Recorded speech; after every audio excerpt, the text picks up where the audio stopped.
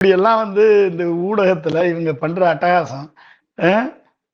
ஒருத்தன் 50% வாங்கிறேன்றான், ஒருத்தன் 40%, ஒருத்தன் 36%.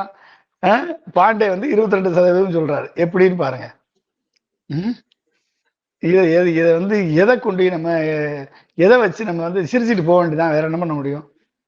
இவர்களது கருத்து கணிப்பெல்லாம் கருத்து திணிப்பாக இதெல்லாம் ஒரு பெர்செப்ஷனை கிரியேட் பண்ணி நாளைக்கு வெற்றி பெற்று விஜய்க்கு நாங்களே அப்பயே கணிச்சோம், இது 22% வாக்கு வைத்திருந்த விஜய் இன்றைக்கு 30% முன்னேறி விட்டார், 30% முன்னேறியதால் அவர் 20 சீட்டு ஜெயிச்சு விட்டார் என்றெல்லாம் இவங்க பில்டப் பண்றதுக்கும், அதன் மூலமாக திமுக 100 சீட்டுக்கு குறைஞ்சு போச்சு, அறுதி பெரும்பான்மை பெற முடியாமல் போய்விட்டது, அதிமுகவும் பிஜேபி சேர்ந்து 100 சீட்டு வாங்கியாச்சு, விஜய் 20 சீட்டு வாங்கிட்டாரு, ஸோ 120 சீட்டோட நாங்க கூட்டணி ஆட்சி அமைக்கிறோம் என்று சொல்வதற்கான அடித்தளத்தை இவர்கள் பேஸ் மட்டம் போட்டு அழுத்தம் கொடுக்கப்பட்டது என்று விஜய் சொன்னார்ல, உங்களுக்கு அழுத்தம் கொடுத்தார்கள், அழுத்தம் இருந்ததுன்னு. அது என்ன அழுத்தம் தெரியுமா உங்களுக்கு?